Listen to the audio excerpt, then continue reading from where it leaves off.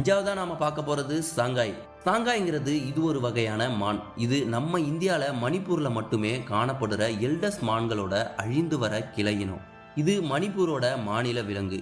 இதோட அழகே அதோட தனித்துவமான முன்மண்டையில இருக்க கொம்பு தான். பெரிய தோற்றத்தோட இந்த மானோட கொம்புகள்ல பல கிளைகள் இருக்கும். இதோட கொம்பு 100லிருந்து 110 சென்டிமீட்டர் நீளம் கொண்டது. சங்காய் மான் பல நீர்ல வாழுற தாவரங்கள், புற்கள், மூலிகை தாவரங்கள் மற்றும் தளிர்களை உணவா சாப்பிடுது. ஜிசானியா லாட்டிக்பொலியோ, டெரிபெடிஜியம், பென்கலான்ஸ், எர்த்தினியோஸ் பெரசஸ், எர்த்தினியஸ் ரெவனா போன்ற தாவரங்களை சாங்காய் விரும்பி சாப்பிடக்கூடிய உணவு. காடுகளில் சாங்காயோட அதிகபட்ச ஆயுட்காலம் 10 வருஷம்தான். ஆறாவதா நாம பார்க்க போறது கிரேட்டர் ஒன் ஹார்னட் ரைனோ. பெரிய ஒற்றை கொம்பு கொண்ட இந்த காண்டாமிருகம் நேபாளம் மற்றும் இமயமலை, கங்கை மற்றும் சிந்து நதி பள்ளத்தாக்குல அதிகம் காணப்படும்.